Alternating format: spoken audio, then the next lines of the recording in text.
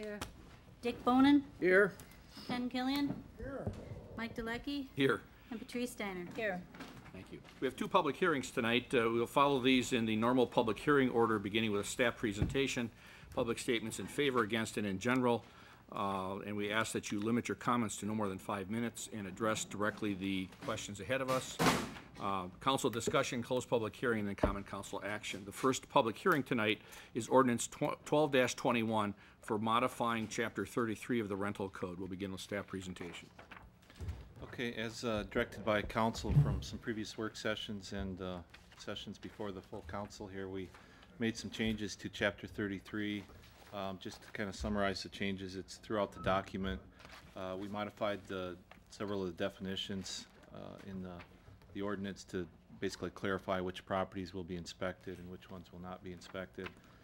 We're proposing a change to the minimum penalty for violations of the code, which would raise it from $50 to $100, and we will have to do a follow-up ordinance to that to amend section 110 of the code, which has the listing of citations by chapter. The rental license application, we're now requiring 2 phone numbers for contacts for rental properties, proposing a late fee for any expired license for more than 60 days.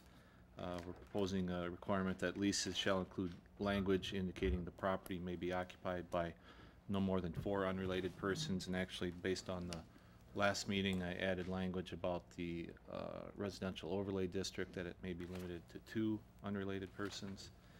There's a language change regarding when handrails or guardrails are required. Specifically, there's some rooftops that are kind of used as a access point or emergency egress.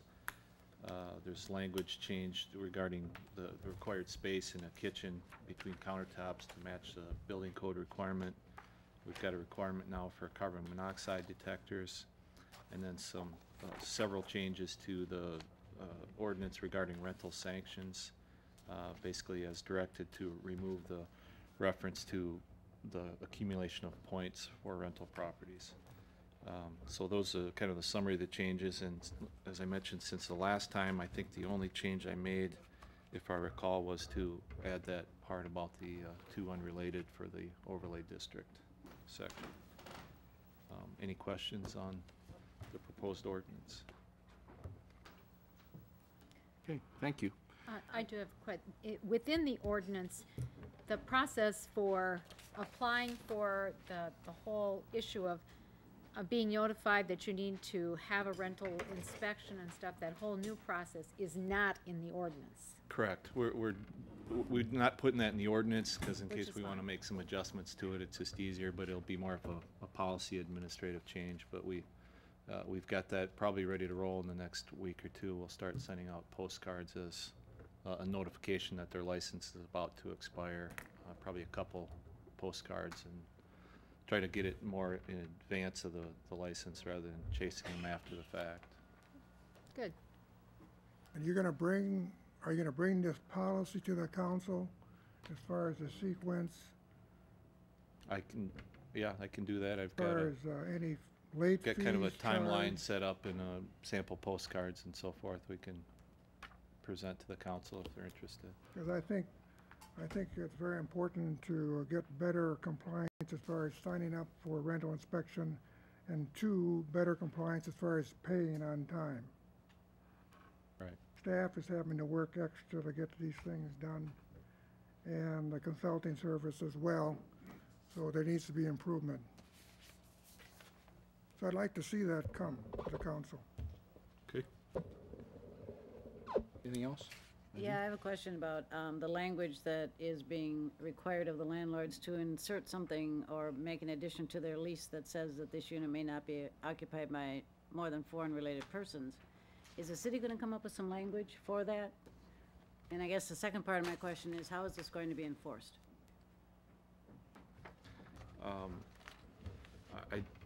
I didn't plan on coming up with some language. We did, I guess when we had that task force, we had that addendum that was we were talked about making a requirement and it didn't. I still have that on the city website.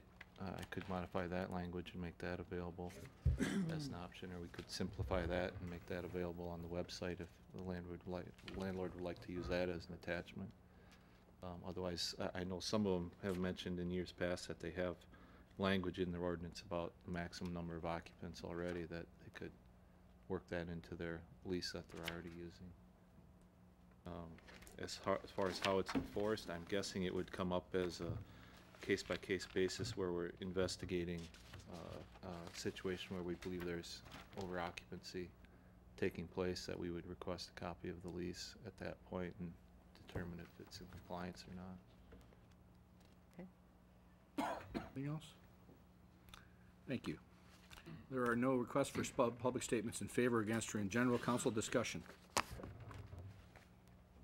Well, number 9, I do not favor taking out the point system when you do not have something better to replace it. I have talked with cities that use the point system. It does work. And as I see it, this city has never tried the point system, so we're saying take out a system we never use.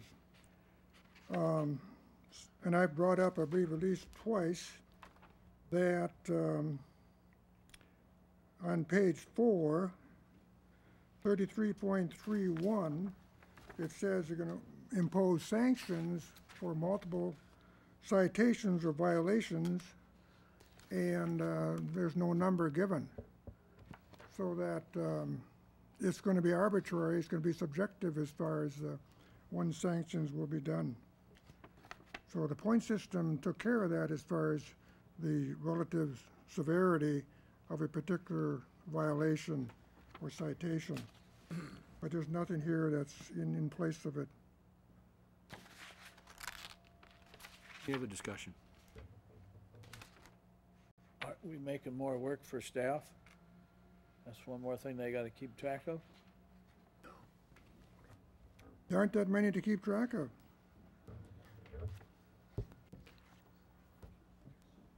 The rental properties we got, you've said before. Over 2,000 licenses. That's conjecture as far as saying that you're going to keep track of 2,000 places. You put the emphasis on those with the most violations, citations.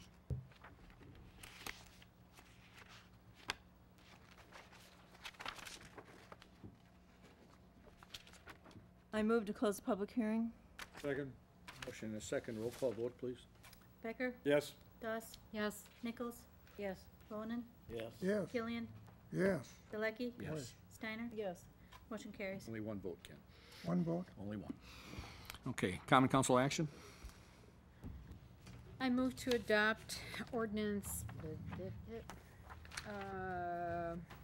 12-21. 12-21, modifying chapter 33 of the rental code. Second. The motion is second. Any further discussion?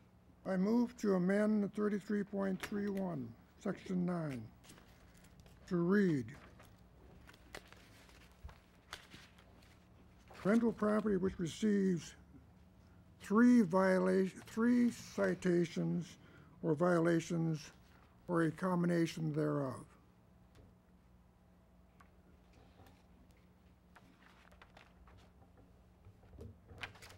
I have what he said. Where's that at, Ken? Page 4, section 9, 33.31, second line. So my amendment is to read, which receives three citations or violations or a combination thereof. But once they get to 3, something needs to be done. I've said nothing about the time span. I've left that out. What about the wording, impose sanctions on owner and or the tenant? You're still, I'm going to call this That- motion as died because I haven't gotten a second to it Well, yet, I so can't we need figure to. out where he is, so. No, so we got to either make this clearer or 33.31, page 4, 33 page. instead of receives multiple citations or violation notices, Section he's saying receives 3 citations On or this. violations or a combination thereof. 33. It's the second paragraph from the bottom. It's in the Page paragraph 4. that says 33.31. Sub A. This one, Sub A. right? Revocation, No. please? Up 2 pages. Of 2 pages.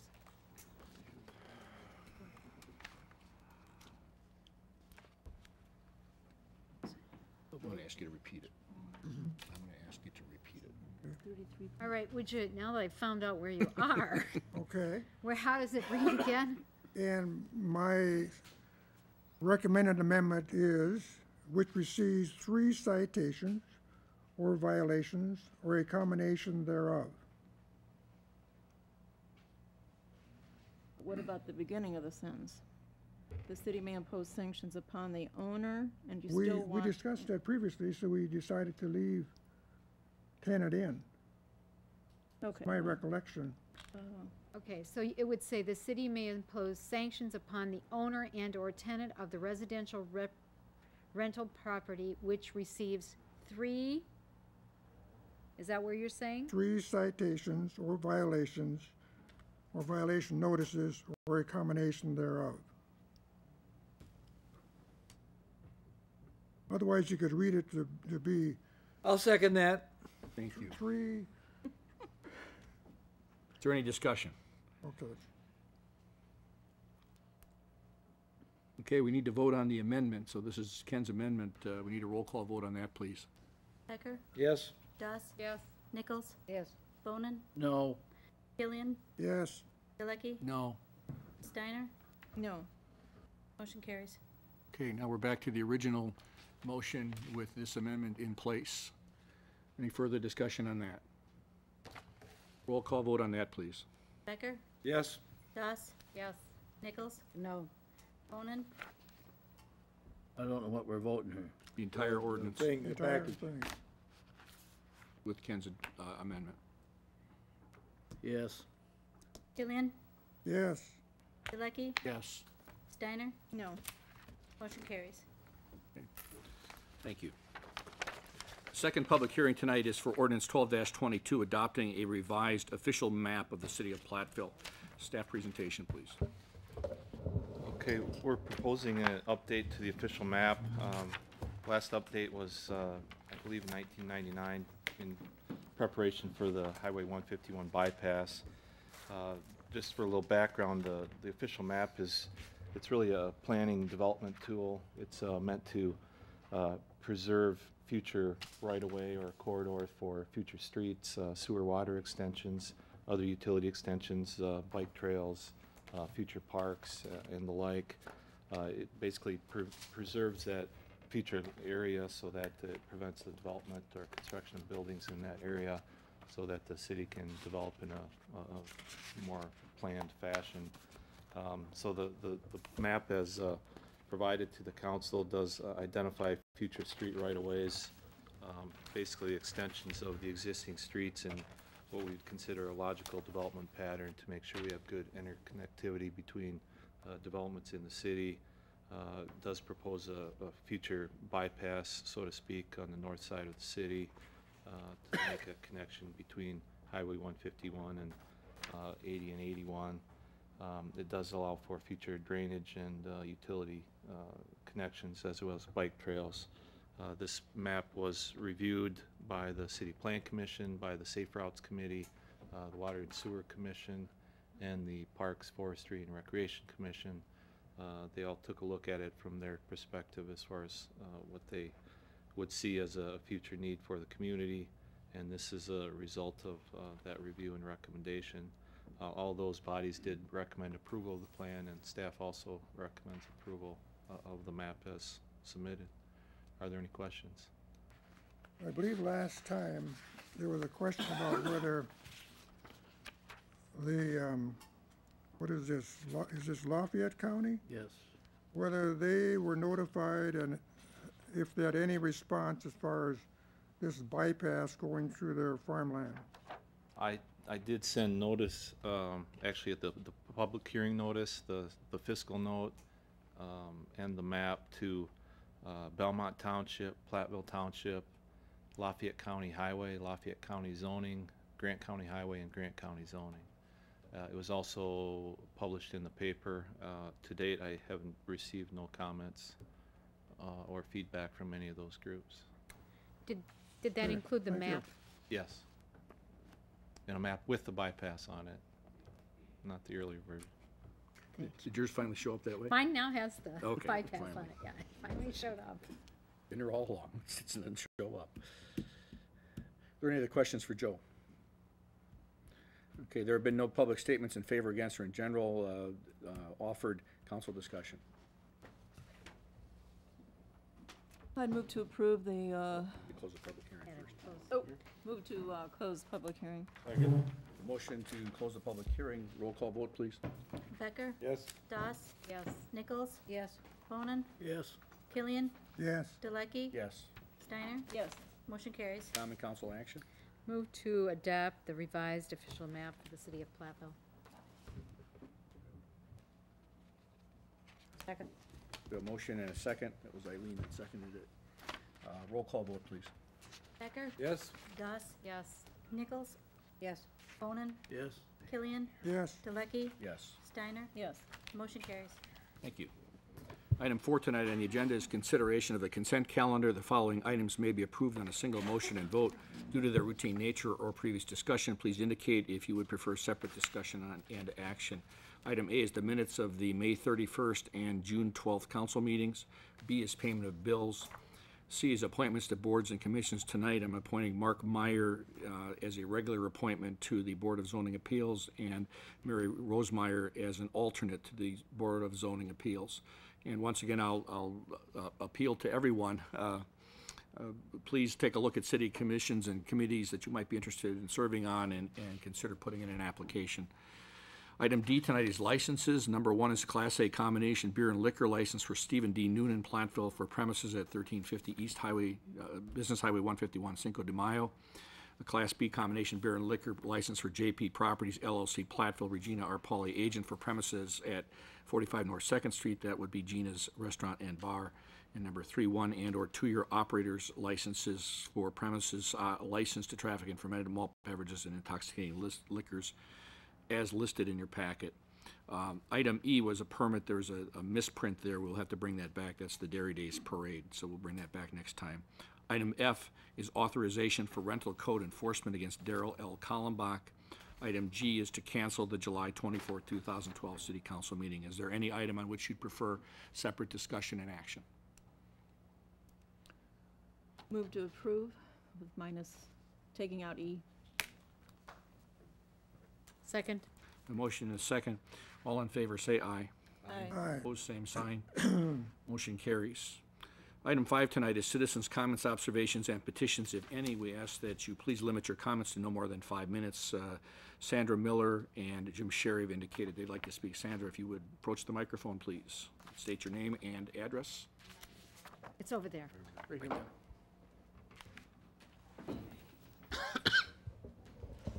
And please limit your comments to no more than 5 minutes.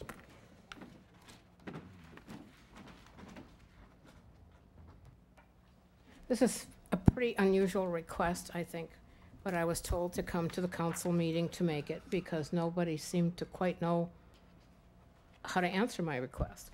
I'm here regarding the holding pond in front of Walmart and the family of Canadian geese that live there. Those geese have been in that pond for years. Every year they come back there. Excuse me, Sandra, would you please direct your comments toward the Common Council? Oh, I'm sorry. Okay. And if you would state your name and address, please, your Okay. residential address. Sandra K. Miller, 30972 County Highway XX, Platteville, Wisconsin. Thank you. And this is a petition for some help by the city council. It started out, and I'm talking about the geese in the holding pond at Walmart. The water in that pond is almost gone. We've had no rain to replenish the supply of water in that pond. And the parents have 5 young goslings in there that are still covered with their brown fuzz. They can't fly out of there for probably another 6 or 7 weeks. I waited till yesterday to ask for help from the city because we were supposed to get rain Friday maybe, Saturday into Sunday maybe, and we didn't get any. It's down to just a few inches in a few places. Now, those geese have been in that pond for years. They come back there every year and they nest and they raise their family. And it never has got this dry until like August or September when the geese are gone. I asked if the city could open a hydrant or something and put some water in there. And at first, when I called on Monday, they didn't know. And today I got a call saying no, that the city couldn't help. I offered to buy some water, not a lot of water, but I offered to do that, and then I was told no, but that I should come to the meeting tonight, and that I should go to Walmart and ask if Walmart would help, because it's kind of on their property. And so I decided I would come in tonight and ask for some city help, and went to Walmart. Walmart has agreed to replenish that pond. They have one more person to check with. The manager there and his managers have agreed to replenish the pond. He had to check with some other people, I guess that he's kind of on a level with him. And he said they agreed, but they're checking with their compliance people, and he probably will know this evening. But he doesn't have the water facility to do it. It would still require city help. I think it would probably require opening the fire hydrants out there and letting the water run into the street and into the holding pond. And he actually said, we're willing to fill that pond. That's a lot of water. I don't know that he meant he would really fill it, you know. But it's going to require help from the city to see if you're willing to open the hydrants. I know that Walmart, when I talked to them, they realized they'd have to pay for this water, but they didn't seem to mind. I guess their staff out at Walmart have even named these geese. They've been coming back so many years. So I'm here to ask if you would consider that. He's going to call you when he gets the information from the compliance officer that plain water can be put in there. You can't put other things in there. But that's why I'm here, and I'm hoping that you can help us. The geese have probably only got one day left. Tomorrow's the hottest day of the year. Chances are the water will dry up entirely tomorrow. And there are the 2 parents and 5 young goslings in there. And that is my petition. Thank you. And as I recall, Walmart owns the pond. I think, well, they own the land that is on. It's their stormwater. Yes, it's their runoff. And I think it's I think it's them and the street there and that little strip mall where all the water runs, you know. But they're willing to fill it, it sounds, and as soon as he gets the call from his compliance people, he will talk to you. Let me just note one thing, that on occasion, people will ask to buy water from the city through a meter that is attached to a hydrant, and I don't see any reason why Walmart would be excluded from that. So if they desire such an arrangement, they should talk to the Water and Sewer Department about it. Okay, well, he said he would call, and Okay. Is there a specific number he should call, or just the water department? 348-9741. Here, I'll give you a business card. Oh, thank you. Yep. Okay, well, I just was gonna let you know about it and hope that you would help. Thank you. Jim Sherry.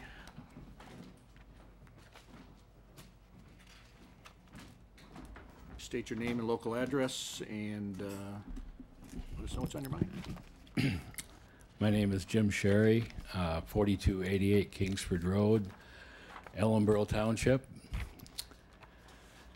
I'm here to ask for a couple parking passes on Gridley Avenue. I have a 10-unit apartment building there that I built in 2001.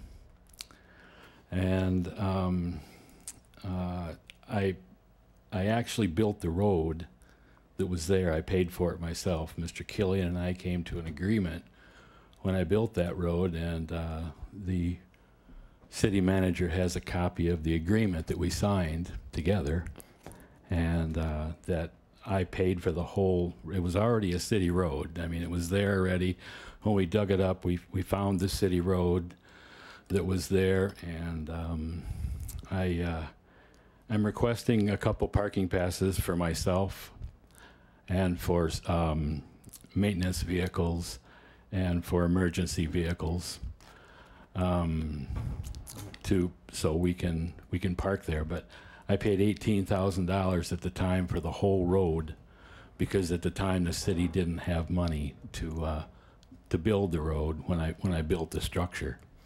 But it's Gridley Avenue, and there's other houses on the. There's another. There were 2 houses on it. Now there's just one. They tore one down, but the road is the city's road. But I built it to the specifications that Mr. Killian and I came to agree on. And I don't remember being involved with that.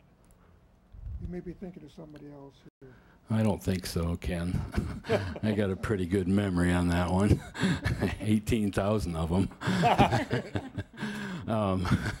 But I found out that because, I mean, we pay about $20,000 a year in that building for taxes every year, and we've always had, in all my properties, a Class A rating. We try to keep it very, very nice. As a matter of fact, I'm having tomorrow, for the next 2 days, they're going to crack fill and seal the road, or the part of the city road down by us, and I've maintained it. And I just and there's signs that they just put up saying that we needed a permit, and I just would request that the council let me have I mean, I'm not there every day, I'm not there a lot, but you know, when I come, I'd like to have a place to park next to my own building, and plus my maintenance vehicles. You know, when the plumber comes and when the electrician comes, and we just like to have a place to put our vehicles. That's my request. Okay. Thank you. My memory in talking with you is that you have enough parking for your tenants Yes, sir. and guests. No, I have one. I have. You had the guests on the street. I have the guest on that particular property. I have no parking for guests. I have just enough people, and we've had to go to assigned parking now. So we're assigning everyone a specific spot. It used to be we used to let them have it all, but I'm just afraid with the looming disaster of parking in our community that we're going to be overrun by other vehicles, and I just can't. We decided to assign parking, and so no, we just have enough parking for each one of our tenants. Thank you. I do have a question. Mr. Sherry, the road you're talking about that you built, is that alongside Harrison Park, or where? What part of No, Gridley? ma'am. It's Gridley Avenue. If you go to the very end of, I believe it's the one above the Roundtree. Roundtree. Thank you. If you go to the very end of Roundtree and you take the last left, from there all the way down. There all the way down to our building, I built that road with the specifications required by the city in 2001. Gridley split in two by the park. Okay, thank you. Moving on tonight to reports, committee reports. Airport Commission, Nothing to add. Roaring Animal Care Trust Fund, Parks, Forestry, and Recreation Committee, Roundtree Gallery Board, No, no. Water and Sewer Commission. Ken, or, I was not at that No meeting. addition. okay. Zoning Board of Appeals. Okay. Under other reports tonight, we have the UW Platteville Transportation and Parking Update. I have a question. Fire away. My question pertains to your permit prices. And at the bottom, you have remote. It says remote, $95 per year and $50 per semester. What does remote mean? Where's the location remote? You, Christie. You state your name, please. Christina Curtis, from the university. The remote parking, we have at least 70 stalls from McGregor Plaza that will count as remote. And are also striping and lighting the Memorial Park parking on campus down at the bottom of Greenwood, where the basketball courts and driving range are, and that will be remote parking as well. Okay, thank you. I have a question also. I'm going to refer back to a memo that the Chancellor provided us on June 14th of 2001, where he talked about committing 450 parking stalls for for this new residence hall. 100 parking stalls in Southwest Hall, lot 28. That's the parking path that you're putting in, correct? The path right from lot 28 across to Round 3 Commons. Okay, 120 parking stalls in the J Street Lot 7 and 7A. So that's the expansion that's underway? That will end up being those 120. 40 stalls in Engineering Hall Lot 30. Where is that? That is the one down below Engineering Hall that you go in off of Southwest Road. Okay. All right, and so 40 stalls there will be made available for that lot. In the recent memo, I believe it was in April, we reshuffled. We still come up to that same total, but we put some stalls in lot 30 and lot 28 as well. So we reshuffled, but still come up to that total within that radius. Okay, and then it says 40 stalls in the stadium lot. So with the, We have removed from that. so those 40 stalls are now where? Also in that lot 24, we are putting some in lot 25 as well for Southwest. In the memo, I believe it was in April, we dedicated Your memo to, okay, I'll go back and look, but, okay. And then it talked about leasing 130 parking stalls in 2 locations. Right, we ended up leasing only 70, and that's why we're dedicating other remote spots at the Memorial Park. That's why we're paving down there. And we expect to get about 200 stalls down there. And all of that was documented in your April memo? Yes. Okay, I'll go back and look at that then. Good, thank Christine, would you briefly explain what Zimride is? Zimride is an online rideshare board.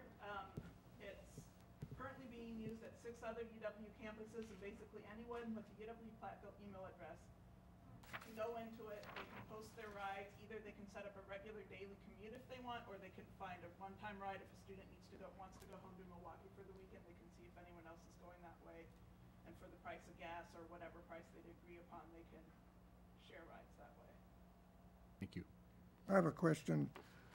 Now, if a person buys a staff permit, does that mean that they can park in any lot that says staff on campus? They're not assigned a particular lot? Correct. And the same thing as with commuter? Correct. Any place? Okay. Any other questions for Christina? Thank you. In our packet, we also have the Building Inspection Department report and Department Progress reports. And the Department Progress reports, including road work, is that on the online yet? Yes. Okay, so if people go to our website, they can find out the progress of the road work around town. Great. Any questions or comments on any of that? Water Street's not done yet. Water Street's not done yet, okay. Probably next week it'll be done, right? What's the completion date for Water Street? 2018. He was joking. He's not serious about that. He's not serious, yeah. We hope that they will be done this fall. DOT will allow the contractor to go into next year, but this contractor is working diligently in order to fulfill his contract by the end of this year. And the weather may not be cooperating for farmers, but has been very cooperative for us. Or geese. Okay, thank you. Anything else on any of that? Okay, moving on to action items tonight. Item A is ordinance 12-23, an ordinance amending the official traffic map, specifically no parking on the east side of Washington Street. Is there a brief staff presentation? Yes, we briefly discussed this last time. Currently, before the reconstruction of Washington Street, parking was allowed on the east and not on the west.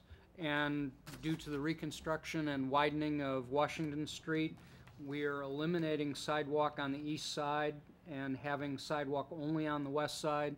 We believe that that is the logical place for parking, so what we're asking is that we do the ordinances accordingly so that there's no parking on the east side and allowing parking on the west side of Washington Street. Okay, thank you. Any I have a questions? question, Howard. I can't remember, when we were discussing removing the street on the east, sidewalk, excuse me, on the east side, and keeping the sidewalk on the west side of Washington Street, there was some discussion about the sidewalk perhaps being wider so that there wouldn't be a small portion of grass between the curb and the sidewalk. Will the sidewalk go to the curb? Yes. It will. Okay, thanks. Anything else? You care to make a motion? Move to approve. Second, A motion is second to approve ordinance 12-23. We'll have a roll call vote, please. Becker, Yes. Doss, Yes. Nichols, Yes. Bonin, Yes. Killian, yes. Bilecki, Yes. Steiner. Yes. Motion carries. Thank you. Item B under action tonight is ordinance 12-24, an ordinance amending the official traffic map, specifically no parking from here to corner on Adams Street.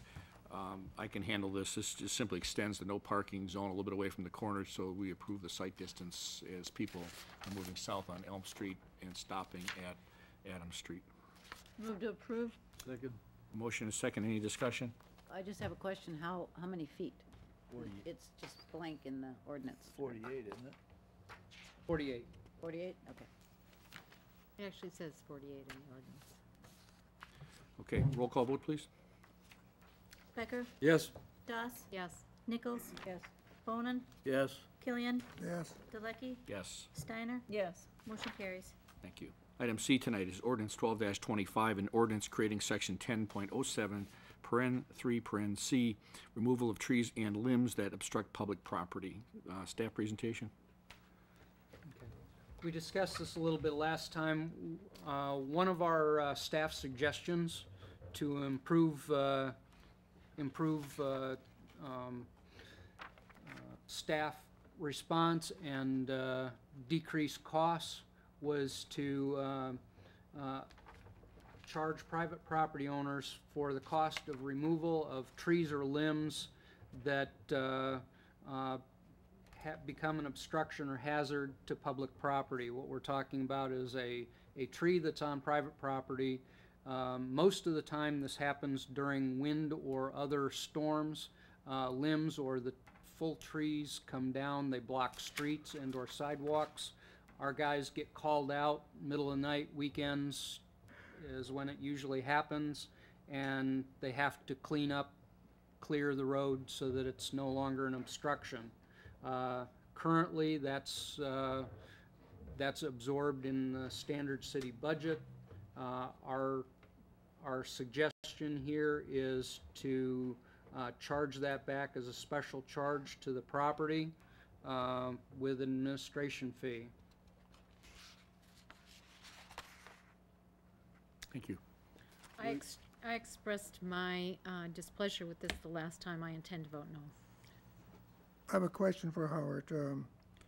So this would not include going out and doing pruning to keep 14 feet above the street for the trees or 7 feet above sidewalks. That type of pruning would not be a charge back to the people. You're talking about where the tree or the limb has fallen on the sidewalk or the street. We're talking when it falls on the street, yes. Now, we Ordinary also have a pruning- separate, Would not be a charge. we also have a separate ordinance that allows for clearance 7.5 feet above a sidewalk. And that clearing, if the property owner does not comply with a notice of violation, we may do that and charge that back to the property owner if they do not comply. But that's not part of this. But then, and then the same thing for clearance above the street. That's not a chargeback, or is that a possible chargeback? Because I've had them come and use a pole trimmer and prune trees next to the street. We have generally not charged back for clearance above the street. Only if the property owner does not comply with clearance of the sidewalk have we done that. The other But that's separate from this. the other is 14 feet, isn't it? 14 feet. 14, 16 feet, I can't remember what, 14. yeah. Other questions or comments? Yeah, so what's gonna happen here, we have a storm and a bunch of trees fall down, and we're gonna send our people out there, and they're gonna keep track of the time they spend on each property owner's parcel for the number of trees and the branches they pick up, and then we're gonna figure out our rate and total costs and add $50 and send them a bill. Is that essentially what you're talking about? Yes. I think ideally the homeowner would come out and clean up their own. Well, yeah, but if there's a big storm and a tree as big as the house falls down, I mean, we know that the homeowner's not gonna probably get, I mean, what happens is the city gets a crew in there and it gets cleaned up. Now, if it's a little bit of a limb falls off, well, sure, a homeowner goes and do that, but what are we talking about in a major storm or something? What are the plans? Charging it back to the homeowner? That's the idea of this, right? Yes. Okay. I think the last time I asked how often does this happen, and the response was occasionally, so I'm gonna make a motion that we reject this ordinance 10.073C. I'll second that. A motion is second to reject or not approve this ordinance. Is there any other discussion?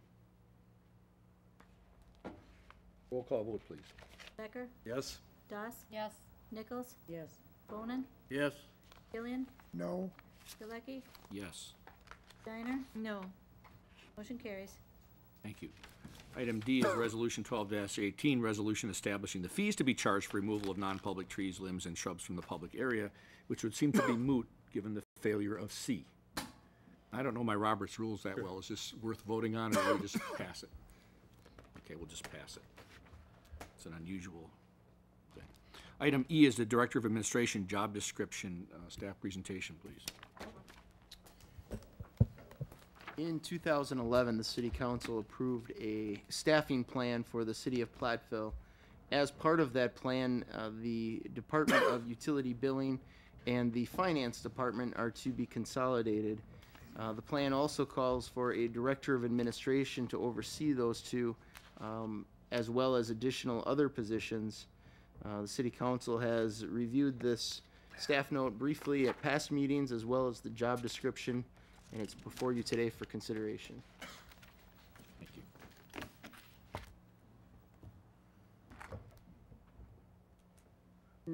I will speak against this evening, and I've given this a lot of thought. I think that it's too early to continue this staffing plan until we see that there is indeed savings that are projected.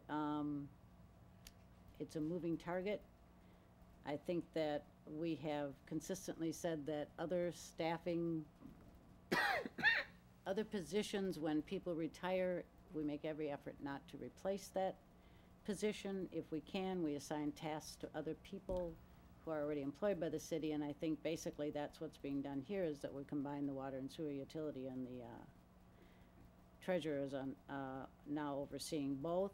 I'm not opposed to looking at some kind of some kind of salary adjustment for the treasurer for taking over both positions, but I don't think we need a director of administration. I think if we are going to discuss this, we should discuss this at budget time, which is only 2 or 3 months away, and decide whether or not we can continue to add staff at this level.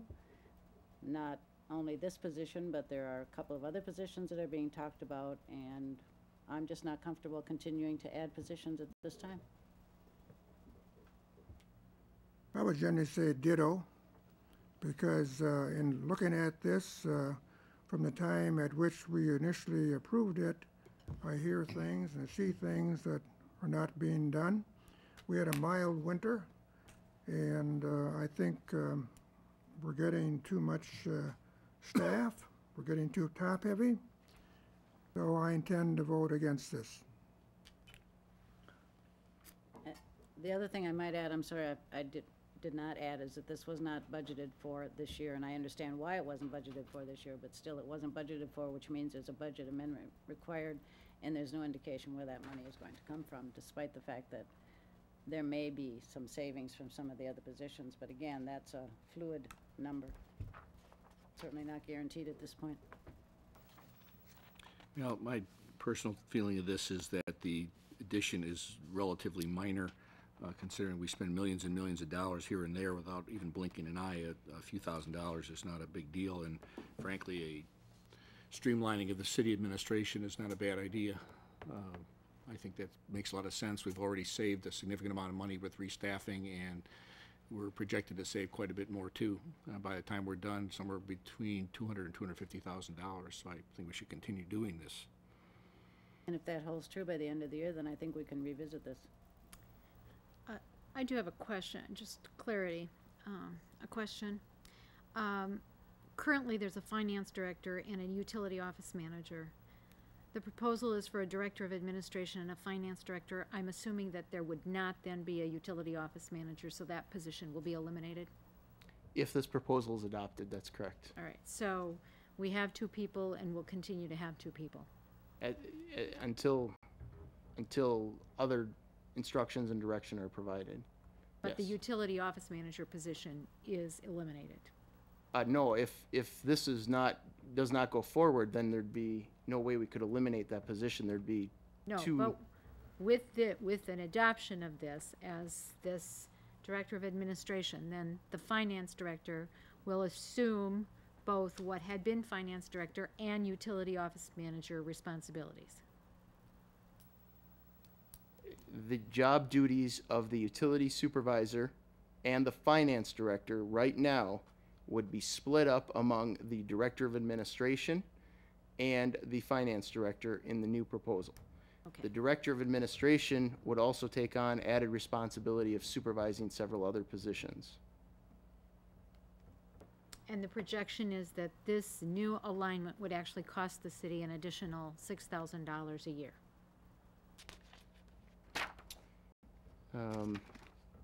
I believe it was less, oh, I'm sorry, with utility expense, yes. The general fund, the taxpayers would be less than that as a taxpayer. But we all pay utility bills, so it doesn't really, it's coming out of one pocket or the other here. Okay. So this proposal adds $6,000. Okay. So for this year, it would add, is there a need for a budget adjustment then? Well, it would add less than 3,000 in 2012. We would not be able to bring someone online until after half the year had passed. Is there a motion? Well, to me, it's adding more than 6,000 because the utility office manager shifted to being the administrative assistant at, what, 3/4 time, and so now we're adding on a new position, which is the finance director at roughly, what, $50,000 or so. So to me, that's more like the realistic cost. We will be eliminating the utility officers management. Those duties will be absorbed by the the director of administration and the finance. We've gone through this in several work sessions and discussed it over and over. And I, for one, believe it's a reasonable request for a change. And I will make a motion to approve. I'll second. A motion is second. Further discussion? Roll call vote, please. Becker? Yes. Doss? Yes. Nichols? No. Bonin? No. Killian? No, Pilecki? Yes. Steiner? Yes. Motion carries. Thank you.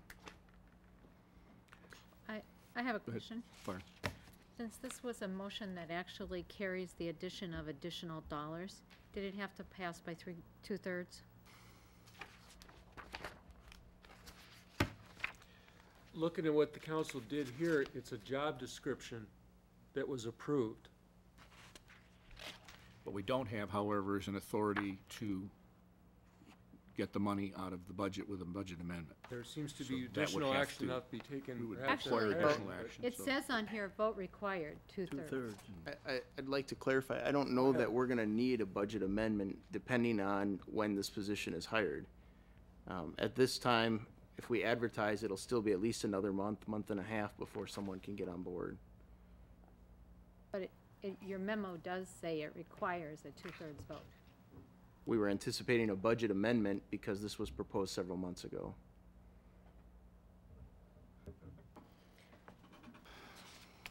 I think what we've done tonight is we've passed the job description. What we haven't done is created the money to fund it. I think that's where we're at right now. Assuming that additional money is necessary, I think Larry's indicating that perhaps that won't even be the case at this point. I'm just saying that this is the way the material was presented. Much like, Right. No, I understand what you're saying. I'm just, what I'm I noting is I think we've understand approved. what you're saying, but okay, this so is the way the I material don't was think this makes presented. this a done deal, because I think that budget amendment or some other budgetary process has to be followed in order for it to actually take effect. but I'm saying, since your material said it takes a two-thirds vote, I don't know how you can now say it doesn't take a two-thirds vote. I'm just, Well, it's our materials, not my materials, and And this was proposed several months ago when we would need additional financing to perform the change. At this point, it's been vacant for quite a period, and we would not. Larry, I'm Right. not debating that. Well, I'm trying to explain why the paperwork says something that you're questioning. okay. What I would like Attorney McGraw to do is to check on this and find out specifically what our responsibilities and requirements are, given the nature of the document before us and what we just did, and whether or not we do require two-thirds majority to pass this document or not. I don't know if you're prepared to give us an opinion on that tonight. I think you approved a job description. I don't think it required a budget amendment. I asked Dwayne as the conversation was going on, does this really require a budget amendment? And he said, not at this point. And understanding further from what the city manager says, if this position was filled within the time frame that he expects to be filled, the budget doesn't need to be modified. So at this point, no, I don't think that it required a two-thirds vote. Okay. Thank you. Are you going to issue that as a written opinion? Would you like him to? If it's Yeah. necessary. Please do that. Item F tonight is intergovernmental cooperation agreement with UW Platteville regarding specifically permit parking on the streets on or near UW Platteville campus. Staff presentation? This is an agreement with the university whereby the city of Platteville, if you refer to your map, is granting the university the permission to sell permits on Greenwood Avenue, University Plaza, and College Drive. On College Drive from Greenwood to Sunset Drive. This is the area that is under a current contract with the university for snow removal, and I believe they receive some of our state aid for maintaining this.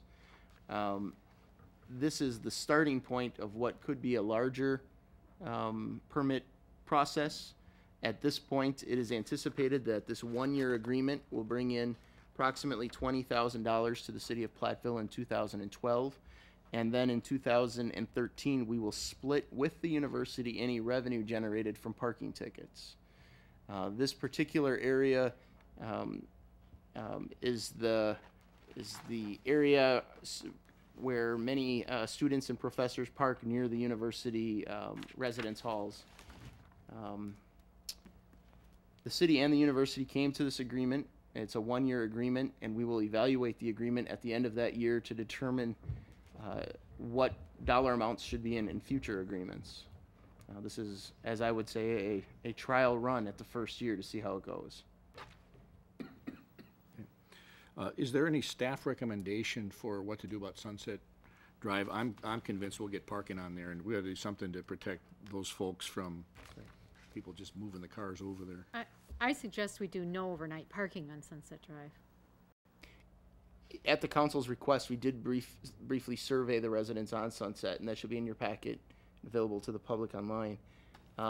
whatever the council's desire, we'll certainly draft an ordinance to reflect what it is you wish.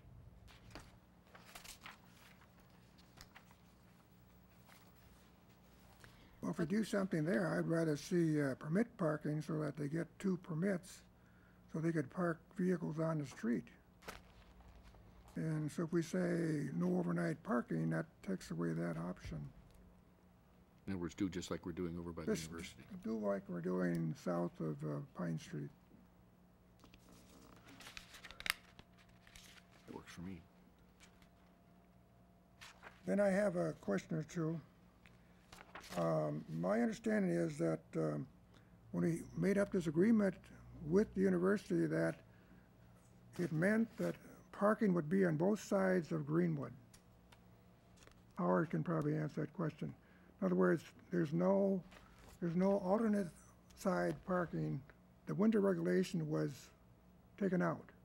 So the university handles the parking part as far as snow removal and That's correct. and so if there's a lot of snow, they do an emergency removal. So the university is getting the benefit of increased parking with this agreement with the city. That was the previous agreement Right, that right. the city manager spoke about. Yes, in that one, there was no money that changed hands for parking permits. We provide 50% of the prorated road aids that we get from the state to assist them so that they can perform the plowing instead of us.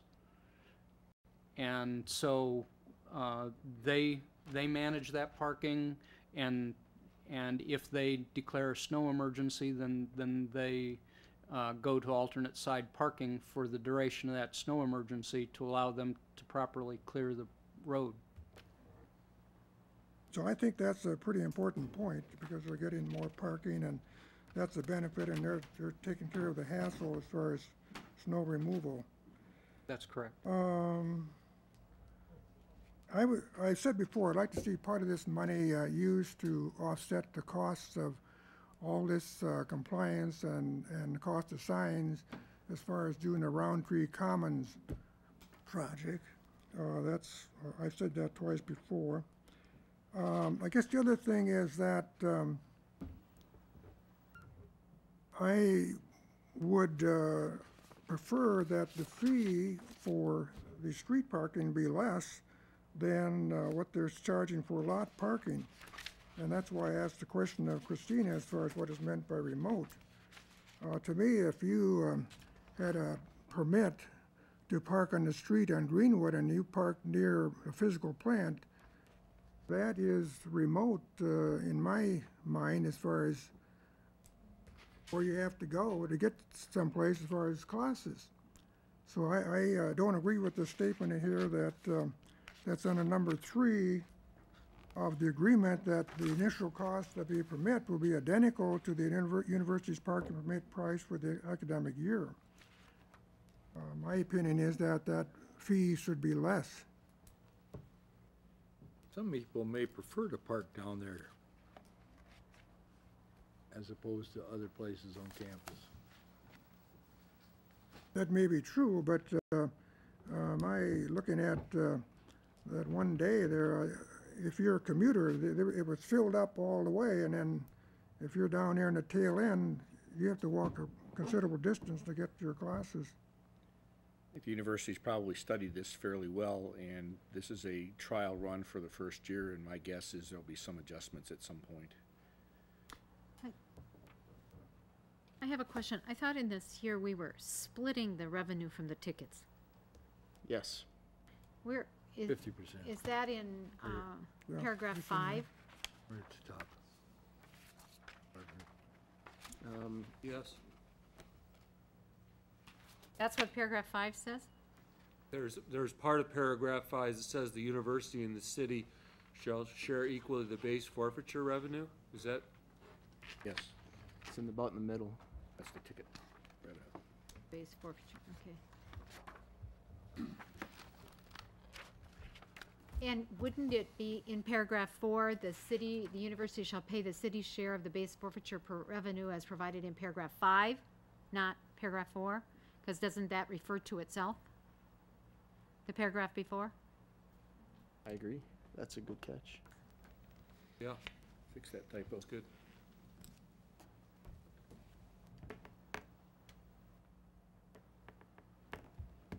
Your motion? I would just say that I believe that the last time we talked about this, that it appears from the number of parking permits that can be sold and the average cost of those, that $20,000 is about 1/3 of the amount that the university will could collect by virtue of selling those additional parking permits, If they're all sold. if they're all sold. If they're all sold. People want to pay for a permit to park down by the sewage plant. If it increases that Right. much. And I would note one thing here, is if they're all sold, that may be true, but this year when parking fees were raised somewhat, for the first time in my memory of having driven on College Drive for 20 years to go to work, we had open spots. And I didn't see this myself, but others have said that Greenwood Avenue began to open up down by the sewage plant. They didn't have cars parked all the way to the end, and it's reasonable to assume we'll continue to see this kind of trend. And so last year, we didn't have all the spots taken up, and it's reasonable to assume we'll have fewer yet taken up this year. So if they were all filled, I think probably that's right. There is more revenue there, but it's not reasonable, I think, at this point to assume that'll happen. And I would point out that the survey of the property owners on Sunset Drive were 2-to-1 in favor of signs that say no overnight parking. So there are 14 residents on the street, 12 responded, and of the 12 responding, 8 were in favor of signs that say no overnight parking on Sunset Drive, and 4 were against. 1 had no phone number, and 1 was not reached. So it appears the residents on Sunset Drive have indicated their preference. I would just like to comment before we vote that we've discussed this many, many times. The first time we discussed this, the parking permit idea was extended onto Main Street and I believe South Hickory and maybe I think it was South Hickory, not North Hickory. And at the time I said that I was not in favor of taking public parking and making it private.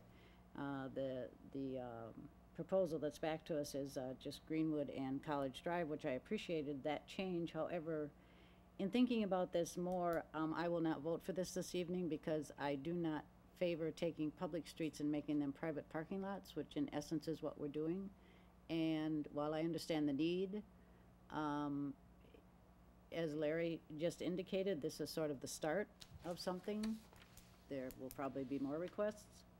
And if the university can request this, then why couldn't a new apartment complex request this? Ask for private parking in front of their property. So I think it sets a bad precedent. I would prefer not to see it happen. Your motion? I would move to approve the parking permit agreement with UW Platteville. On a 1-year trial basis? Yes, and with your change that you had asked for. I'll second. Motion is second. The change is the change of the typo, correct? Yes. Is there any other discussion? Roll call vote, please. Oh, wait, excuse me. I forgot Jonathan. Jonathan Perdano has asked to speak. Please state your name and local address. And my name is Jonathan Perdana. I currently live at 405 Pickard Hall, 1555 Circle Drive. Before that, I resided at 85 North Water Street. I'm here tonight on behalf of the students who currently attend UW Platteville and use the streets to park. We're talking about 279 people that would have to pay $150. I guess kind of going along with the cost of rising tuition that we see, I don't know why that we're going to be, well, I understand why the city would like $20,000 a year if we could sell all the permits, but I don't think that it's right to be putting the burden of this on students, going along with Alderwoman Nichols, what she said.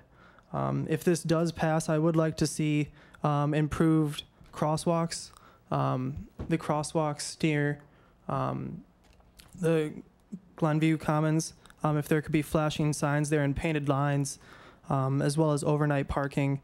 I don't particularly agree with the 18 spots on the north side of University, because there's private apartments right along that side of the street.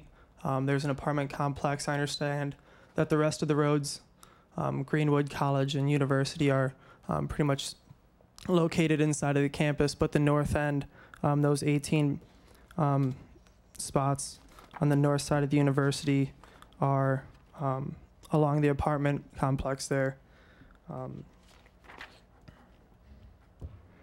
Yeah, I'm just here to speak against it, and that's pretty much that. Okay, thank you. Okay, we have a motion on the floor. Any further discussion? Roll call vote, please. Becker? Yes. Doss? Yes. Nichols? No. Bonin? Yes. Killian? Yes. Bilecki? Yes. Steiner? Yes. Motion carries.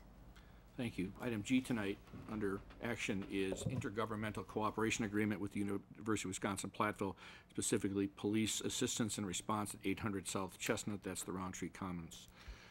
Larry, would you fill us in on that, please? Certainly. When Roundtree Commons was constructed, there was an agreement that the campus police would serve as an enforcement agent on the property. Since that agreement was made verbally, we've been struggling to get a written document in place that would permit that. There are several laws at the state level, and we needed to work through the UW system to get this agreement created.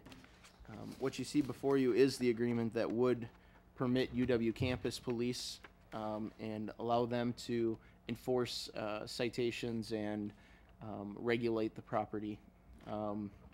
I know the police chief may have a couple of additions. I don't know, Chief, you got anything you want to say on this? We're not really sure if this will be the go-by for the future potential dorms, but we felt that it was a good start and that it was something that both the university and the city wanted. It should minimize the impact of the dorm on city services and also accomplish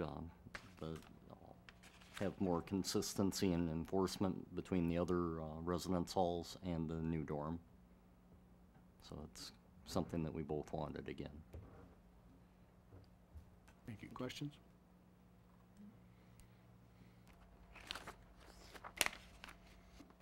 Is there a motion? I move to approve. Second. The motion is second to approve the intergovernmental cooperation agreement with UW Platteville. Roll call vote, please. Becker? Yes. Doss? Yes. Nichols? Yes. Bonin? Yes. Killian? Yes. Bilecki? Yes. Steiner? Yes. Motion carries. Thank you. Item H is a relocation order for Vision Drive. Staff presentation, please. Yes. This is a continuation of our work to expand access in the industry park and to support the Emmy Roth case development. This is the first step in allowing us to do a right-of-way acquisition for the continuation of Vision Drive and the connections of Insight and Means Drive to the future Vision Drive.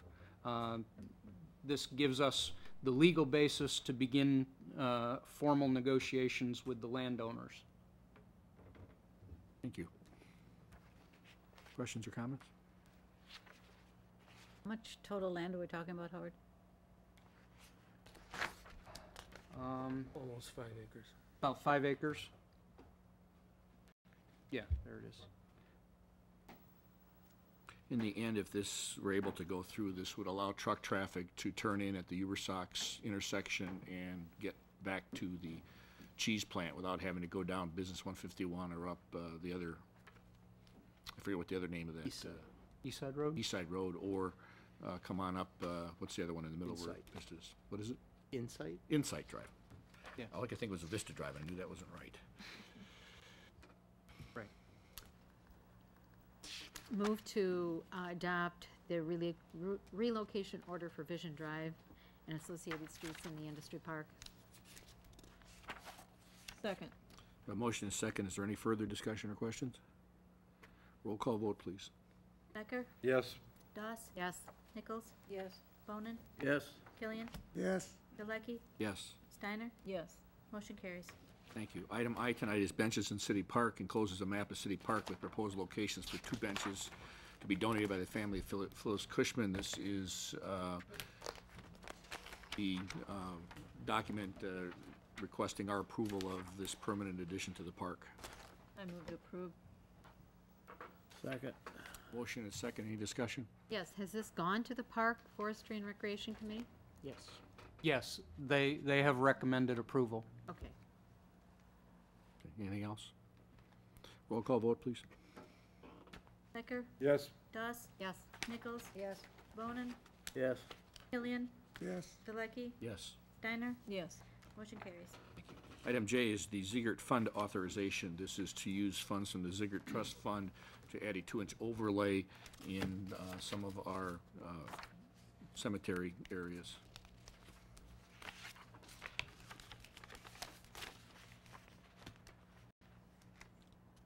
Motion approved.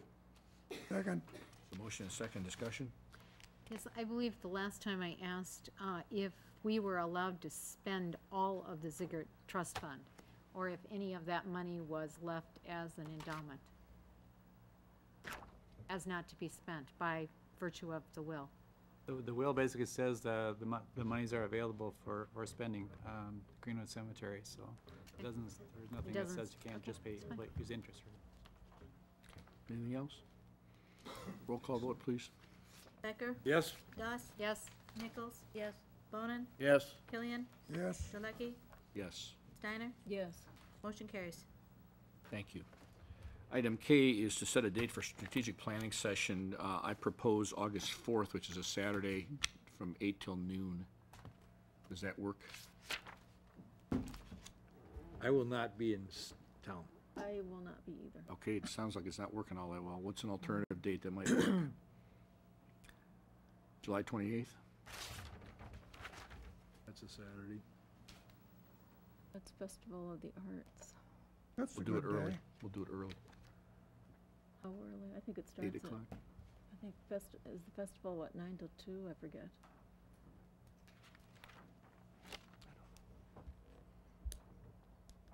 Start at 8, you said, Mike? Maybe even 7:30. Start at 7. Well, I'm our up at strategic 5, so- planning sessions last Is there about 5 anybody, hours. is there any reason we have to meet on a Saturday? Can we meet on a Friday? Want to meet a day earlier? Can you do that? I can do that. Okay. Eileen, can you do Yeah. that? Yeah, Talking to Depending on people what actually have some Friday- jobs here. We have a lot of people Depending retired. on what Can Friday we pick, right. Well, You're talking about the 27th. 27th work? That'll work? I think so. 27th? yes, let's try that. Okay, let's what meet time? 8 o'clock in the morning? Okay. And this is at the incubator? July 27th. Probably at the incubator, and it's a good place to do it. And I'll see if we can get John Rink to do some What's facilitation the, for us. closure time? Noon. Noon, Noon. Can't get it done in 4 hours. that'll be Not enough. talking anymore. Okay, so July 27th at 8 a.m. Do we need to do a motion on that, or is it good enough to do that by consensus? Nope. Fine. Okay, consensus. We we'll don't just need a pass on motion. that then. Okay, item L is a request for a property tax bill extension for Red and Deb's Grill. This came, I think, from the licensing committee. Did?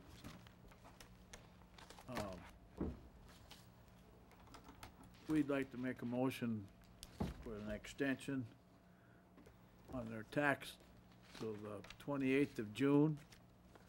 At 5, they make a half payment, and then the rest would be due on October 1st, 12. That's an extension on their property tax. Second. We have a motion and a second. Is there any discussion? I have a question. Mhm. Is this the total property tax bill, Dwayne, do you know, or is this the first half of their property tax bill so that they are paid, that they have a second half that will be due at the end of July, or whenever it's due? I didn't bring that information, but I believe the total taxes were owed. Pardon? I believe the total taxes were owed, so that means they didn't make their first half payment, I believe. I don't have that information here. Okay, so if you don't make your first half payment, then Then the it's total amount totally is in due. arrears. The total Okay. amount is due, yeah. And there are 4 different property tax bills listed. Are those all for this year? Yes. All right, so they have 4 parcels. Yeah, I don't have that here with me. I don't know if Jan has that, but I wasn't prepared to speak on it. Who's on the committee? You guys talk about that? We talked Yeah. just about the amount owed and that it would be due to, if it was half, it would be due anyway at the end of July, so. No, we didn't, have anything in front of us that said, I think it does say something about personal property taxes is part of it, so. But it's not broke down to whether this is the first half, second half, or all.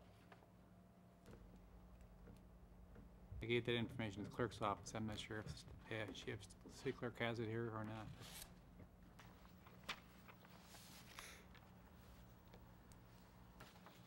Anything else? I can support this on the assumption that this is the total property tax bill due and not half of the property tax bill.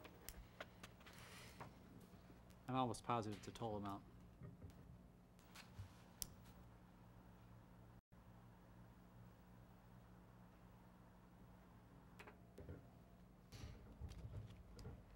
It says in the bottom, total due as of 6/12/12 is $8,400. So it looks to me like it's the total and not a partial, Do we give extensions? if you buy that interpretation. You guys do extensions on tax bills? I think that's the recommendation of the licensing committee. Did not? Actually, the recommendation of the license committee is to allow them to keep their liquor license with payment of this due October 1st. Half of it will be paid on June 28th,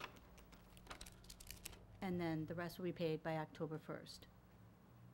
So if they failed to pay... We're not saying it's okay for them not to pay their property taxes. They're just saying it's okay. Didn't we, The we mentioned... liquor license is contingent upon them making the payment of the taxes on this schedule. So if they That's what we're fail, they saying. lose the liquor license. Is that what you're Why saying? is they lose the license? We've done this once before. We did. So that means if they don't pay October 1st, then they lose their license? That's right. And that is the motion you have before you, is that correct? Yes. Okay. Any other discussion? Eileen? Okay, roll call vote, please. Becker? Yes. Goss? Yes. Nichols? Yes. Bonin? Yes. Killian? Yes. Pilecki? Yes. Steiner? Yes. Motion carries. Thank you. Under information and discussion items tonight, item A is an ordinance amending parking permit regulations. This is an amendment and adjustment to some of what we have done before to try to deal with some issues that came up. Yes. Want me to go through it? Or do you... Sure. Okay. About the time that Roundtree Commons went in, the city council had asked me to meet with the neighborhood around Roundtree Commons. Throughout that process, we've met probably 3 or 4 times, and we came up with a permitted parking plan for the area, I guess, south of Pine Street. That area, we did an ordinance for and had a map. I believe both are in your packet. Since that has been put in place, we had one meeting, I believe it was the last May 31st, as a group to look at where all the signs were and to talk about what we had done at that point. And we had some new questions raised and some discussion that occurred and some problems that were brought up with the proposal as it had been adopted. So what this staff note does in the ordinance is it tries to take a move toward addressing some of those problems. On the staff note, you'll see that there's A, B, C, and D as problems that we've tried to address. There are a couple of them, like parking around the university stadium. Right now, it's 2-hour parking from 6 to 6, and no parking on Saturday without a permit. Well, oftentimes the university stadium will have football games that run late into night or something occur on a Saturday. Under our existing ordinance, if they were there without a permit after 6 p.m., they would have a citation coming. And you know, one of the things staff and I talked about was the idea that that's not really what the message that the city wants to give to visitors coming to our community and using the stadium to have them get citations. So we're looking at that as an issue. The St. Augustine, at the university, the St. Augustine Parish came forward and said, under the proposal, there's no parking on the street at all around our around our parish. And so we tried to address that as well by eliminating all the parking restrictions on Hickory Street from Division north to Pine. There were also, at our last council meeting, a resident came forward and said, you guys adopted this ordinance, but the map shows a lot of other streets that aren't in the written text. So we've tried to address that, and you'll see some streets added to the 2-hour and the 2-hour and the permitted parking list. And lastly, letter D is the landlord permit. We've talked about it throughout the whole process, and it's completely my fault. I for some reason, it wasn't in the ordinance, and so I need to make sure that that's fixed and put in the ordinance. From the very beginning, we had anticipated offering each landlord a permit that they could use to maintain their property and not have to worry about getting a citation while they're working on repairing their property. Can that landlord permit be made a different color or shape or something? It is a different color, and it's laminated, so it's anticipated it'll be used multiple years. And it's a black permit that they just take out of their glove box, put it on the dash when they need it. We tried to make it convenient to landlords. Mr. Sherry should be able to get one of those. Okay. Originally, our proposal was for 3 units or smaller, they'd get the permits, but it makes sense to encourage landlords who own much larger properties to still attend to their property. So if the council desires, we can make sure that Mr. Sherry gets one. That is another issue that raises a question. You'll see on the staff note, I added questions number 1 and number 2. Perhaps question number 3 would be how to handle Mr. Sherry's request. If that's how you'd like me to handle it, I can go forward with that. And the other question I had that wasn't, let's take a look at the map. There's 2 maps in your packet. One is proposed, and one is the current. I'd like to talk a little bit about the proposed. There's a new color added, which is a light blue. And one of the issues that we've had is parking around the stadium and parking around our city parks. And the thought that we came up with at a staff level was perhaps we need to introduce a 4-hour parking that has nothing to do with permits. So you pull up to the park and you can park there for 4 hours. It has nothing to do with any permits at all. It was getting kind of, and you know, we would only make that change if so directed, but there's some concern that if someone visits the park after 6 p.m. or on a Saturday, they may not have a permit.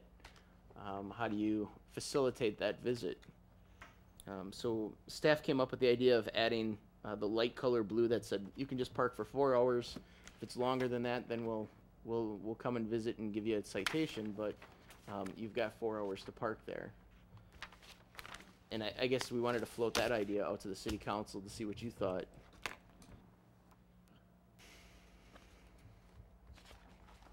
Questions? Going back to the first page, item 2, Golden Heights. Yes. I thought that those people had a covenant that said you couldn't park on the street. They do. As I understand it, they do. So now what's the complaint? Is the complaint from the residents that they don't have a place for their guests to park? What is the complaint? And maybe the police chief can help me, but my understanding is the complaint is they want to park on the street if they have an event.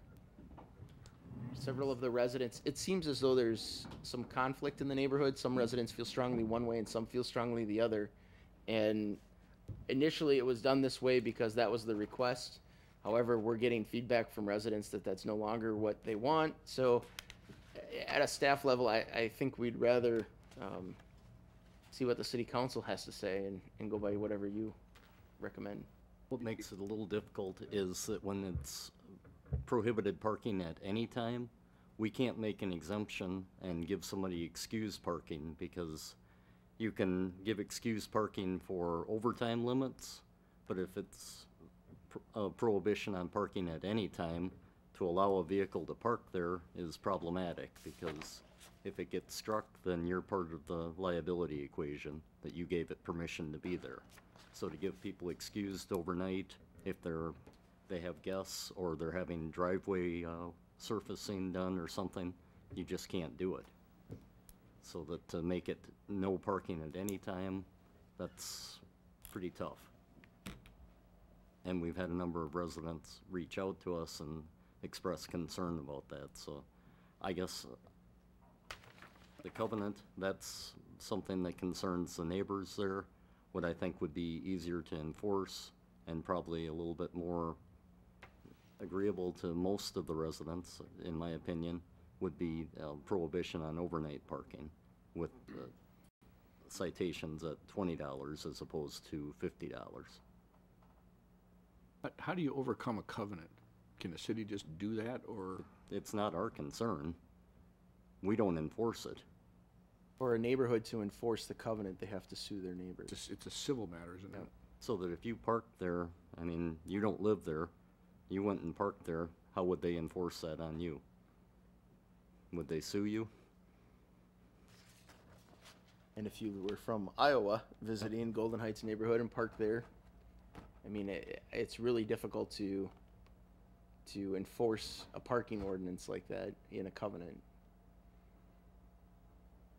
It'd be nice if they meshed, but I think that's a case where, at least in my opinion, that covenant is overly restrictive and something that I don't believe that the residents fully appreciated until it was dawning on them. It would be nice if the neighborhood would petition us with a specific solution rather than have us try to guess what would work for them. When people have reached out to me to complain, I've said what you need to do is get hold of your council members and let them know what your preference is. Thanks. I also advise someone to create a petition and bring it forward. Get your neighbors to sign on to it. I mean, if they could just find something that if the concern is overnight parking, then maybe if we just changed it to overnight, maybe that solves the problem. It'd be nice if they requested that rather than. Yep, agreed.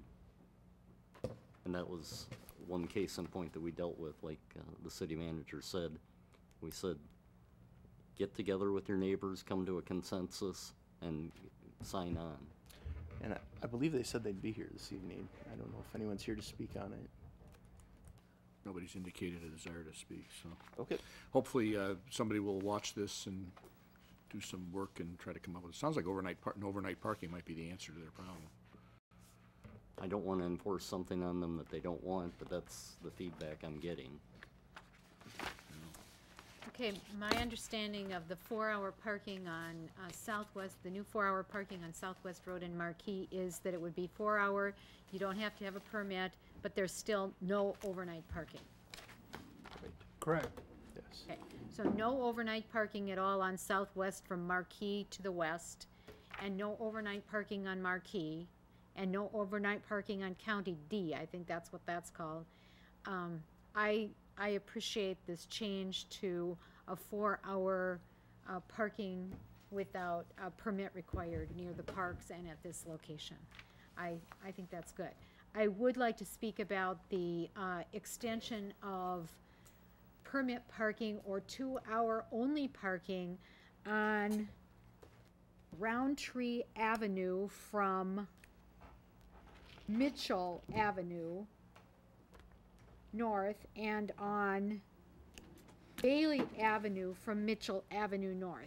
This would generally be defined, if you were thinking about where this is, this would be the area that is behind or west of McGregor Plaza, that road that goes that first block, and then it would be one more block farther west, that would be Bailey, and that would be generally described as the area between, you would be between Mound City Bank and Bell Real Estate. During the RDA parking meetings, it has come to our attention that many of the downtown businesses choose to park in these areas, people working downtown choose to park in these areas so as to keep the parking available in downtown for shoppers and others visiting businesses. So by limiting that, including the, I don't know how many parking spots, Rich, help me out. How many or Joe, help me out. How many parking spots are in that parking area up behind McGregor Plaza? Maybe 30? Let's say 30 to 40. Yeah, and there's kind of a lot right to the west of McGregor Plaza, right up the hill from it, that's about 40 spots. And those have been used for overnight parking by downtown city residents. So I believe extending those orange lines from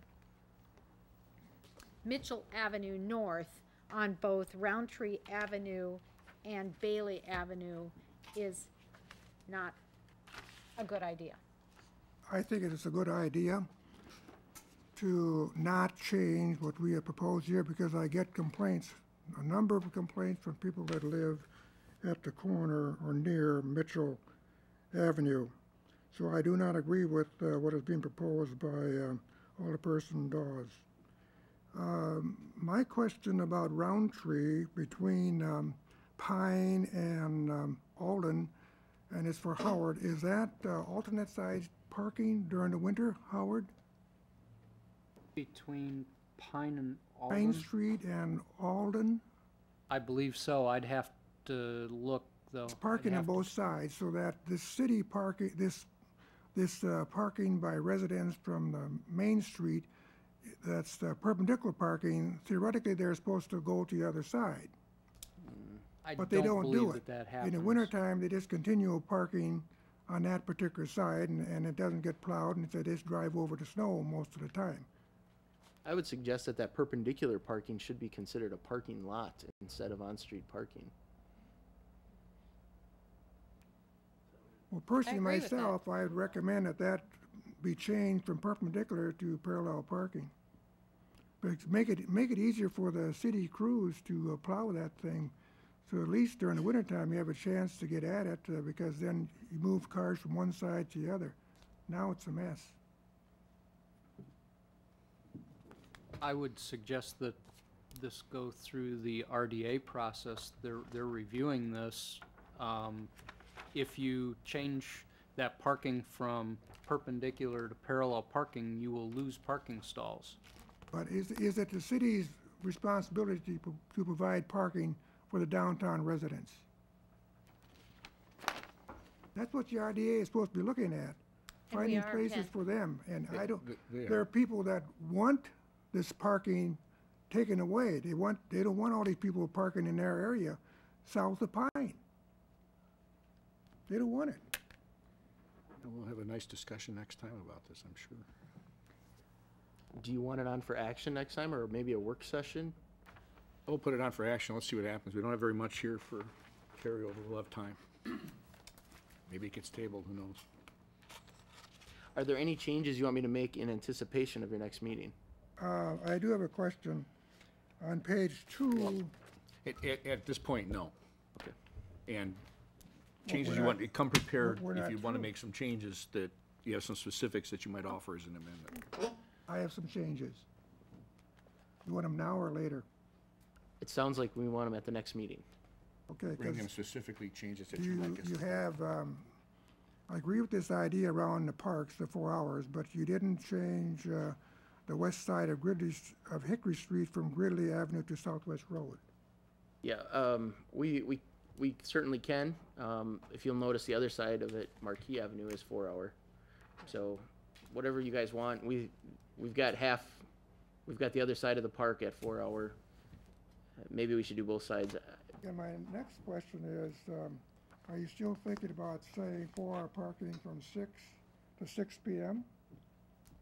No. Recommend that we have 4 hour parking from 6 to 10:30, because next to the parks, the parks stop at Right. 10:30. Ken, this proposal does not limit based on hours. The 4 And hours what is available anytime. I've lived next to the parks since 1968. We ought to have a work session on this. And what I find is that there's loitering and vandalism if you leave things go after a long time, after 10:30. I'd like to get some of this in place because we've got to the point where we're gonna need to have it in place, and if we need to make an adjustment or two. I mean, we're kind of talking about some issues on the margins now. I think we mostly have it figured out here. If you have some specific changes you'd like next time, bring them specifically so we can look at them and vote on. Barb, do you know when the RDA is gonna? Our next RDA meeting is the day before the next council meeting. July 4, we meet the second Monday in July. So we just had a parking meeting. Oh, okay. And had a parking open house. And are you gonna have the results then of that meeting, or? Well, it will be on our agenda, yes, Okay. but it won't be in the packet because our meeting is Right. not until, and with the 4th of July week before, there won't be a meeting before. But you still have the information to report, though.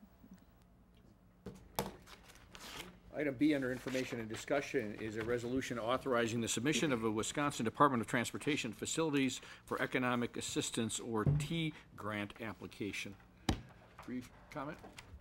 We applied for this grant as part of the grant work with the attraction of Emmy Roth case to our industrial park. We've had informal meetings with with the transportation, with the Wisconsin Department of Transportation, and they're fairly confident that we're going to be receiving a significant grant from the state of Wisconsin Department of Transportation. But before we can do that, we have to have this resolution on file with them. I don't necessarily have something against getting money from someone. There is a part of this, though, that given our current budget situation and some of the things that we've talked about this year in terms of committing funds for street construction next year, it says, be it further resolved that the city of Platteville does hereby commit to fund at least 50% of the cost of constructing the roadway improvements from the city and or other sources. Right. So I guess my question is, if we're going to get what you call significant amount from the state, significant to me would be $2 or $3 million. Oh, well, let me rephrase it then. Okay. I anticipate close to 300,000. 300,000. So then you're talking about us needing to come up with 300,000, because is the cost of this project $600,000? We have to have further discussion with the city council about which project we want to do. I anticipate we will want to do the least expensive project in the industrial park, which would be around 600,000, or approximately what we need to have for the match. They did say that as we add additional jobs to our industrial park, we can certainly apply for more grant money.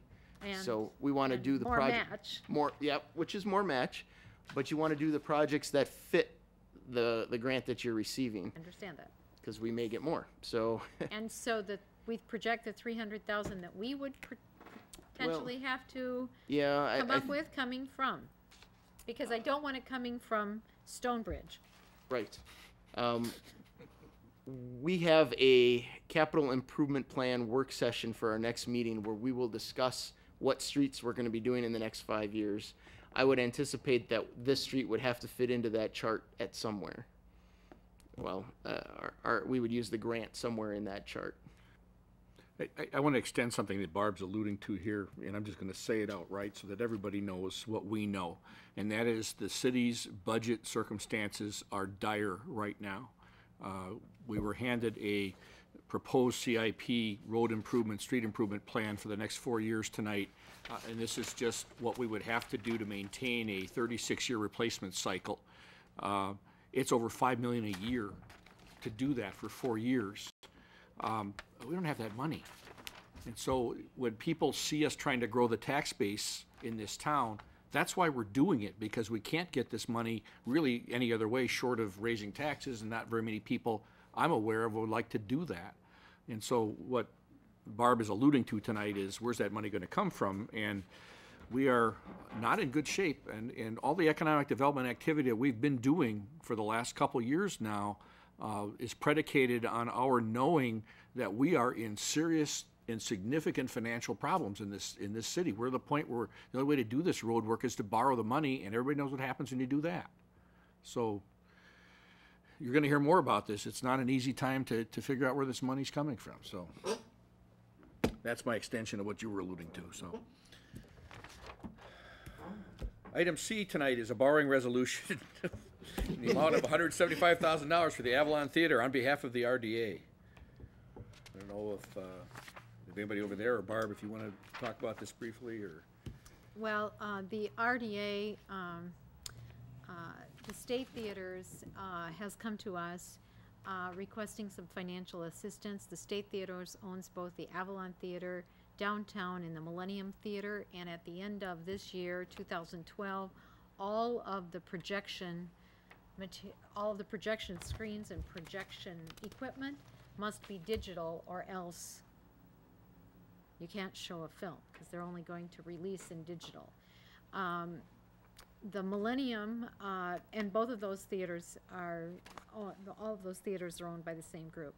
The Millennium is eligible for assistance from the film industry because it has the number of screens necessary. The Avalon, which is downtown, is not eligible for any type of assistance from the film industry.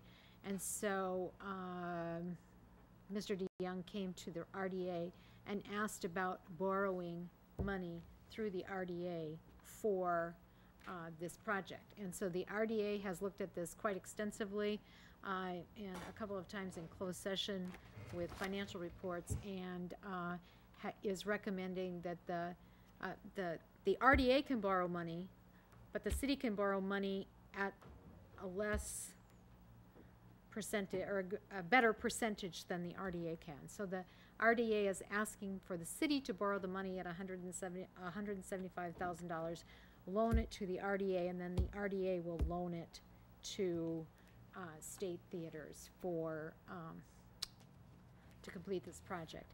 If the theaters do not switch to digital, then there just won't be a theater downtown. Will we have first lien? We will have a purchaser's interest in the equipment, because that's really what it is. It's the equipment. So that's what we're lending the money for, and that equipment will have value. So we'll have a purchaser's interest in the equipment, and we also then have requested a personal guarantee from the applicant. But the banks will have the first step, first chance.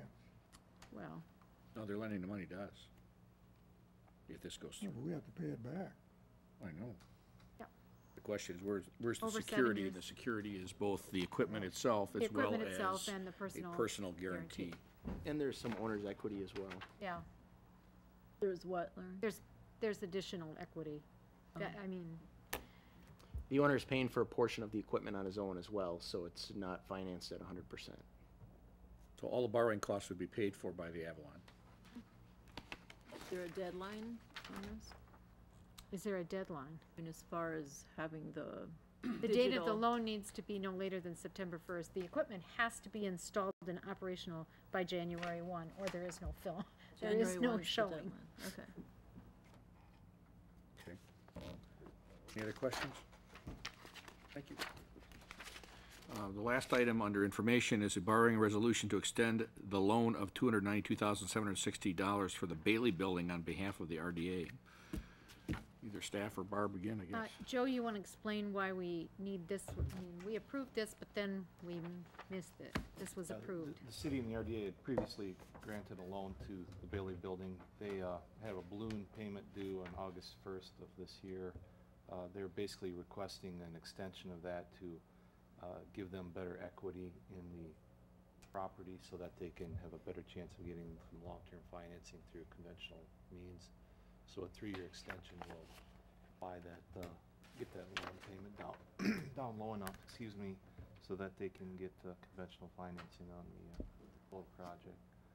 So American Bank, who has the loan, has agreed to extend that payment at a lower interest rate than we have now, and that would give it a 3-year extension to that loan. Where's the money going to come from that is going to create this down payment? So they can get conventional financing. Did you say that was going to help them get a down payment? No. Yeah, then they would have enough equity in their own property at that point to Where's that coming from? I can't- That's what I mean, is, where's that coming from? They're building it as they pay off their debt. They're building up equity. And once they have enough equity, they can refinance and do conventional debt. Aren't they paying this one off, just out of curiosity? They make the regular payments, don't they? They're making their payments. They're, right. If they're paying the RDA and the city is paying the amount, the bank. It was a pass-through loan. The city obtained the loan and turned around and relent that to the Bailey Group. So as they make the payments to the RDA, we make the payments to the bank. I'm not as familiar with this because this loan was originally provided in 2007, prior to my being on the RDA. So this is a project that goes back several years. And it was, initially this loan was made through the underutilized property improvement program. People might recall that the top of the Bailey building, that would be the building that on the first floor has change of seasons. That had sat vacant for years, and there were windows out and birds flying through and garbage in the hallway. It was just kind of an eyesore. And so we had, at that time in 2007, there was what was called the Underutilized Property Improvement Program that evidently the RDA had. Again, I wasn't on the RDA at the time, and that's when this loan was originally made. I mean, this whole project was originally started. There is a loan payment schedule in your packet, and if you look at that chart, the column on the far right, it says equity built, so I'm assuming that after the loan is paid off in 3 years, they would have built up 30,000 of equity. Am I reading that right? They do have, this is not the only financing they have on that property, so they do have some other investment in there on their own. But they're not quite at the point where they can get conventional financing.